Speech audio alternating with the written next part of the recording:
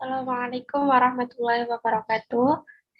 Perkenalkan, saya Dwi Pratiwi dan teman saya Dian Konita. Pada kesempatan kali ini, kami akan mempresentasikan mengenai jenis-jenis pertanyaan dan struktur listening comprehension. Nah, pada ini ada beberapa jenis-jenis pertanyaan ya. Jenis pertanyaan yang pertama yaitu menanyakan tentang pikiran utama atau main idea. Contohnya, what is main idea? Apa pikiran utama dari percakapan ini? Kemudian yang kedua adalah what are talking about? Apa yang sedang mereka bicarakan? Kemudian jenis pertanyaan yang kedua adalah pertanyaan yang menanyakan topik pembicaraan. Contohnya, what is the text about? Tentang apa teks ini? What is the talk about? Tentang apa percakapan tersebut? Terus, what does the text talk about? Teks tersebut membicarakan tentang apa? Kemudian yang ketiga adalah pertanyaan yang menanyakan simpulan atau conclusion or inference. Contohnya, what can we infer from the talk? Apa yang bisa kita simpulkan dari pembicaraan tersebut? Kemudian, what is the conclusion of this meeting? Apa simpulan dari pertemuan ini? Kemudian jenis yang keempat adalah pertanyaan yang menanyakan informasi yang detail atau detail information mengenai siapa atau who, apa atau what, di mana atau where, kapan atau when, dan bagaimana atau who. Contohnya, where did it happen? Di mana ini terjadi? Kemudian, when was this virus invented? Kapan virus ini ditemukan? Kemudian, how could the explorer about find the location? Bagaimana penjajah mendapatkan lokasi tersebut? Kemudian yang kelima adalah pertanyaan yang menanyakan saran atau suggestion or advice. Contohnya, what does the woman suggest? Apa yang wanita tersebut sarankan? Kemudian, what should the man do? Apa yang seharusnya laki-laki itu kerjakan? Kemudian jenis pertanyaan yang keenam adalah pertanyaan yang menanyakan tentang implikasi atau implication. Contoh dari pertanyaan ini adalah, what does this statement imply? Apa implikasi dari pernyataan ini? Kemudian jenis pertanyaan yang ketujuh adalah pertanyaan yang menanyakan tentang tujuan atau purpose. Contoh dari pertanyaan ini adalah, what is the purpose of the talk? Apa tujuan dari percakapan tersebut? Jenis pertanyaan yang kedelapan adalah pertanyaan yang menanyakan tentang judul atau title. Contoh dari pertanyaan ini adalah, what is the best title of the talk? Apa judul yang terbaik untuk percakapan tersebut? Kemudian pertanyaan yang kesembilan adalah pertanyaan yang menanyakan tentang sikap atau pandangan pembicara atau speaker's view, apakah puas atau satisfied, sedih, sad, bahagia, happy, kritis, critical, dan sebagainya. Contoh dari pertanyaan ini adalah, what's the speaker's impression about the event? Bagaimana kesan pembicara tentang acara ini? Kemudian pertanyaan yang lain, seperti, what does the speakers feel about it? Apa yang pembicara rasakan tentang ini? Kemudian pertanyaan yang ke-10, itu adalah pertanyaan yang menanyakan tentang peserta ceramah atau audiens. Nah, contoh dari jenis pertanyaan ini adalah, who is the speech addressing to? Ditujukan kepada siapa pidato tersebut? Kemudian, whom is the speaker talk to? Kepada siapa pembicara tersebut berbicara? Nah, kita juga di sini akan membahas tentang struktur listening comprehension. Nah, listening comprehension section terdiri dari 3 bagian dengan 50 pertanyaan. Yang pertama adalah bagian A atau part A, terdiri dari 30 pertanyaan.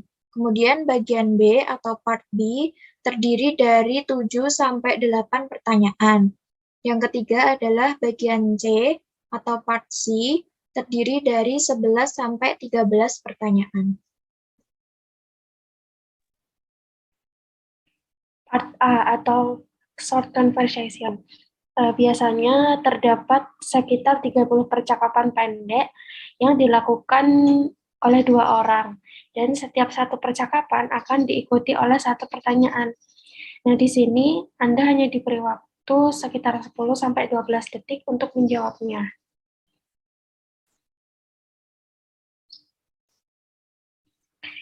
Tips A atau short conversation yang pertama, fokuskan pendengaran Anda pada orang kedua. Kemudian yang tips kedua, menangkap ide atau isi percakapan. Yang ketiga, bila tidak bisa memahami apa yang dibicarakan, pilihlah jawaban yang paling berbeda. Kemudian yang keempat, pahami bentuk-bentuk functional expression, agreement atau persetujuan, uncertainty atau ketidakpastian, suggestion atau sugesti, surprise atau kejutan, idiomatic expression, dan situasi ketika pembicaraan tersebut dilakukan. Ya. Question word pada part A itu sering menggunakan kata what atau apa yang atau berapa. Where, di mana atau kemana, when, kapan. Nah, pada part A ini jarang sekali menggunakan question word berupa why, kenapa atau mengapa, which, yang mana, who, siapa atau siapa yang, how, bagaimana atau berapa. Adapun contoh pertanyaan part A. Jadi di sini kami mengambil beberapa contoh saja. Yang pertama adalah what does the man or woman mean? Apa maksud dari laki-laki atau wanita tersebut? Pertanyaan yang kedua, what will the speakers do? Apa yang akan dilakukan oleh pembicara? Yang ketiga adalah what is the man's or woman's problem? Apa masalah laki-laki atau wanita tersebut? Yang keempat adalah what are the speakers talking about? Apa yang sedang dibicarakan oleh para pembicara? Kemudian yang kelima adalah what does the man or woman suggest that the man or woman do? Apa saran yang diberikan oleh laki-laki atau wanita tersebut yang seharusnya dikerjakan oleh laki-laki atau wanita itu? Kemudian pertanyaan yang keenam adalah what does the man or woman think about bla bla bla? Apa yang dipikirkan oleh laki-laki atau wanita tersebut tentang bla bla bla? Yang ketujuh adalah what had the man or woman assume about bla bla bla? Apa yang telah diasumsikan oleh laki-laki atau wanita tersebut tentang bla bla bla? Lanjut, ini adalah part B atau long conversation. Nah, dalam part B ini percakapan panjang yang terdiri dari 140 sampai dengan 290 kata. Nah, adapun materinya itu seputar sejarah, ilmu pengetahuan, organisasi, dan universitas. Nah, di sini, di part B ini, Anda memiliki waktu sekitar 12 detik untuk menjawab setiap pertanyaan.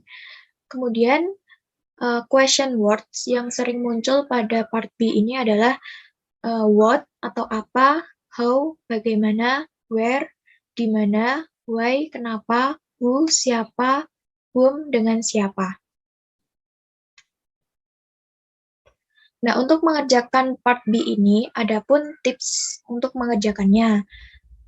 Yang pertama adalah ketika narator membacakan direction atau petunjuk, sebaiknya membaca jawaban secara sekilas terlebih dahulu, kemudian merekamnya dan memperkirakan tema apa yang akan menjadi perbincangan.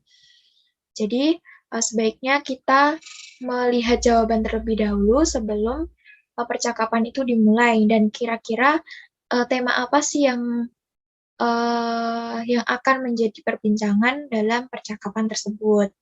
Yang kedua adalah ketika menyimak conversation, Anda harus mengetahui tema atau topik yang dibicarakan. Kemudian, yang ketiga adalah waspadalah terhadap masing-masing pertanyaan, karena di setiap pertanyaan itu biasanya terdapat pertanyaan yang menjebak gitu. Jadi harus teliti dalam mengerjakannya. Yang keempat adalah cermati kondisi dan situasi dalam percakapan, yaitu tempat dan waktu pembicaraan, apa dan siapa yang dibicarakan.